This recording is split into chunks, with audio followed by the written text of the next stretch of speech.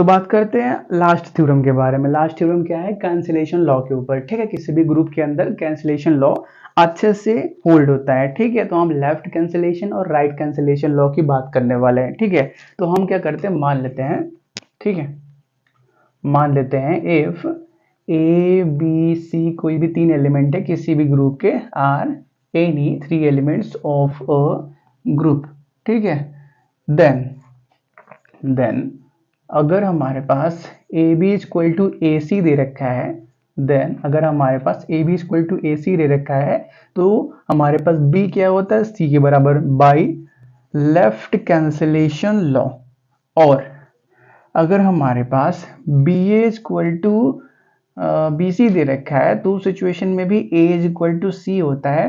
नहीं, right cancellation law निकालना है तो यहाँ पे राइट से काटना पड़ेगा। तो राइट के लिए क्या करते हैं, ए बी है ना, तो इस बार राइट वाला पोर्शन कुछ इक्वल के बराबर बनाते हैं। ठीक है, चलो तो हम क्या करते हैं, B H equal to C ए कर देते हैं। तो यहाँ से हम क्या जानते हैं, B is equal to C के बराबर बाई राइट कैंसिलेशन लॉ। दोनों बात को हमको प्रूव करना है। ठीक है, तो पहले बात करते हैं पहले पार्ट के बारे में, इस वाले पार्ट के बारे में। ठीक है, तो हमको क्या दे रखा है, ए B equal to A C दे रखा है, ए B equal to A C दे रखा है। तो क्या करते हैं, दोनों साइड लेफ्ट में ए इनवर्स को मल्टीप्लाई करते हैं। दोनों साइड लेफ्ट में, ये एक एलिमेंट है, ये एक एलिमेंट है, इसके लेफ्ट में ए इनवर्स मल्टीप्लाई करो तो ए इनवर्स ए बी और यहाँ पे ए इनवर्स ए सी। अब क्या करो, एसोसिएटिव लॉ लगा दो, डिस्ट्रीब्यूट कर दो। ठीक है, तो ए इनवर्स ए हो जाएगा, डिस्ट्रीब्यूट मत कर दो, एसोसिएटिव लॉ से क्या बोलते हैं, ए बी सी है ना, तो उसको किसी भी ऑर्डर में आप लिख सकते हो, वही कर दो। ठीक है, तो ए इनवर्स ए को साथ में कर लो, बी को अलग कर लो, और यहाँ से भी ए इनवर्स ए को साथ में कर लो, सी को अलग कर लो।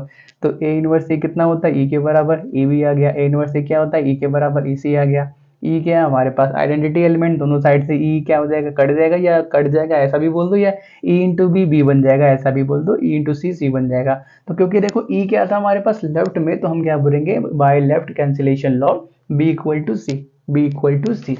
अब दूसरा सिचुएशन क्या था, B A equal to C A, B A equal to C. अब इस बार क्या करो, राइट में ए इनवर्स मल्टीप्लाई करो, इन दोनों के राइट में ए इनवर्स मल्टीप्लाई करो तो क्या मिलेगा, B A inverse equal to C A inverse. ठीक है, अब क्या होगा, यहाँ से बी ए इनवर्स अलग हो जाएगा और सी ए इनवर्स अलग हो जाएगा। तो देखो ए इनवर्स कितना होता है, ई के बराबर, तो यहाँ पे क्या आ गया, बी ई आ गया, और यहाँ पे क्या आ गया, सी ई आ गया।